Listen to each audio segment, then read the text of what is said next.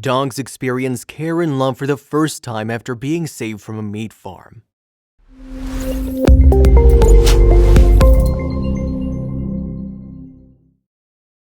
But before we start, please take a moment to give this video a like, subscribe to HappyWorld, and hit the bell so you'll never miss these great stories. Nowadays, a lot of people view pets such as dogs and cats as their best friends and most loyal companions. For most people, even the very thought of eating their pets sounds disgusting and, simply speaking, immoral. However, some countries in the world, especially in Asia, are still passively practicing cruel businesses such as dog farms. Unfortunately, most Asian countries, even in the year 2021, don't have straightly set laws forbidding the slaughter of dogs for food, but as of recently, a lot of new measures and regulations have been put in place trying to prevent such unethical farms from actively existing and exploiting animals for meat in brutal ways. There are also a lot of active organizations that are doing life-saving work for animals all across the world, and one of them is known as NGO HSI, Humane Society International. As of recently, HSI has been actively working in South Korea by running a campaign and trying to save over 70 canines from a dog farm. Over 70 dogs that were found suffering on a dog farm in South Korea were recently saved from slaughter by NGO HSI. We contacted Nara Kim, a campaign manager at HSI Korea, and asked her to tell us the story. My name is Nara Kim, and I'm the End Dog Meat campaign manager for HSI Korea in Seoul. The farm closure in this story took place in May 2020, and at the time it was our 16th dog farm closure.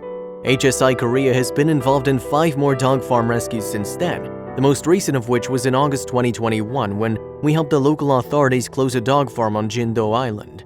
We usually find out about our farms from other dog farmers with whom we've worked in the past.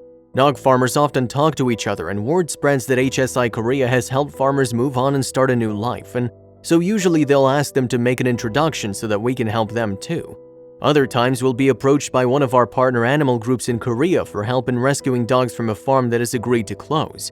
We never try to persuade a dog farmer to close. We don't need to because so many of them are keen to leave the industry. The staff of HSI that were on site found dog breeds such as Huskies, Golden Retrievers, Poodles, Chihuahuas, Pomeranians, and many more. The animals were found in rows of dilapidated cages and surrounded by food leftovers, various garbage, and even their own waste.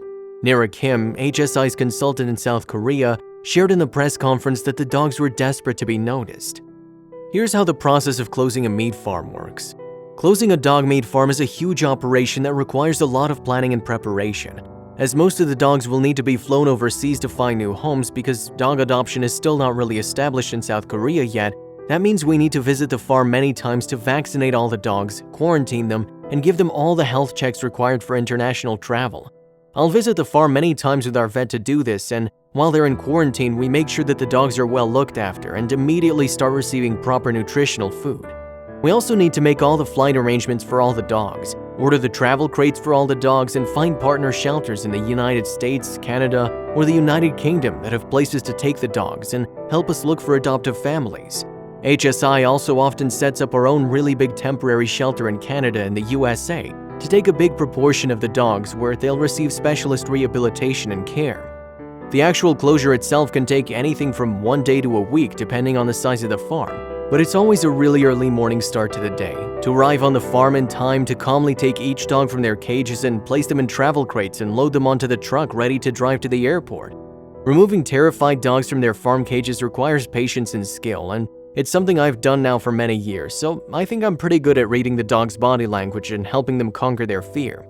Once at the airport, there's lots of paperwork to do before they can fly, but once they're on their way, I feel a mixture of relief and happiness, but also sadness because I become so bonded with the dogs and I miss them very much.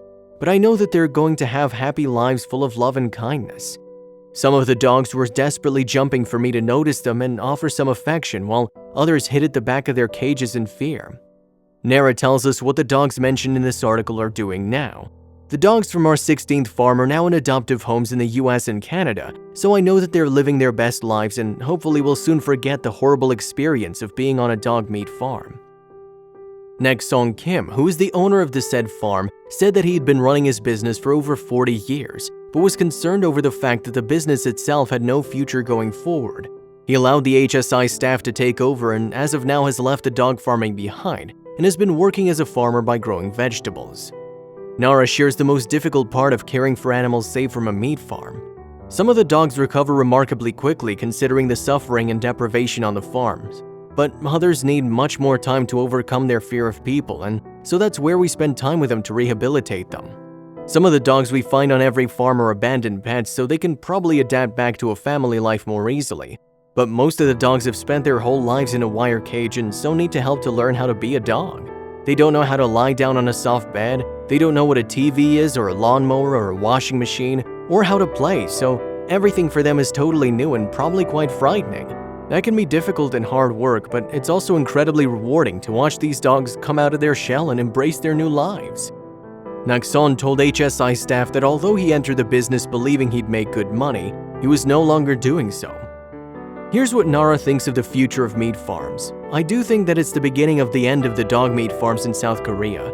The pace of change in my life is already amazing, even in the past 5 or so years. More and more farms are closing because so few people now want to eat dog meat. It'll be the best thing for dogs, but also for the farmers when all dog farms close because it's a dying industry. It hasn't really worked out that way. I earn nothing from this dog farm and pressure from the government is increasing, so it's not a good business at all. Nara answered what surprised her most about this story. I'm always surprised that people seem to think that people in South Korea like to eat dogs because it really couldn't be further from the truth. Most people don't eat dogs and would be horrified at the thought, actually. I think it's a real misconception in the West. There's a big campaign here in South Korea to end the dog meat industry, and I think it's important that people realize that. For the past few years, a majority of South Koreans have started viewing dogs as companions rather than food. Therefore, the demand for dog meat has been drastically decreasing. A new set of laws and regulations against dog farms have also been released by the government. Nara tells us more about their organization. HSI is a global animal protection organization with offices and programs in many countries around the world, such as Brazil, Mexico, India, Indonesia, Canada, and of course here in South Korea. And we work on many different issues, such as ending the fur trade, trophy hunting, factory farming, and dog and cat meat trade across Asia. In South Korea, HSI has been working since 2015, and here we focus on 2 main issues of the dog meat industry and also ending animal experiments and replacing animals in laboratories with cutting-edge non-animal research techniques and technologies. I really like HSI's approach because we're very solutions-led. We don't identify the many problems for animals, we devise solutions to end the suffering. Our dog meat farm closure program is a good example of that.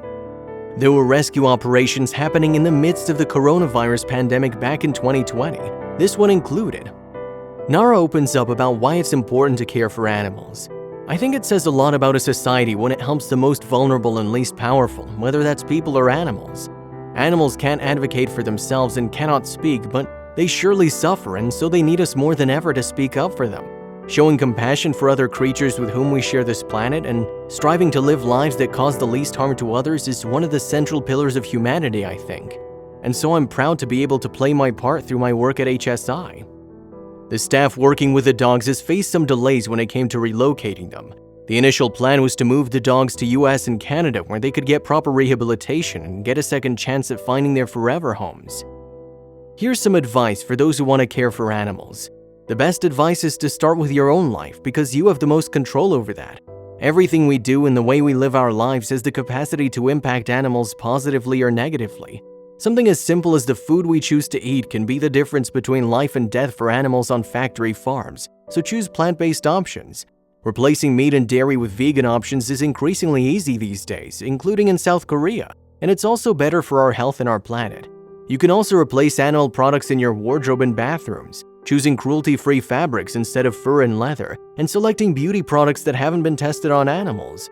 And sharing our homes with a pet can be really wonderful, but buying a puppy or kitten from a pet store is supporting the cruel pet breeding industry, so consider adopting a shelter cat or dog instead.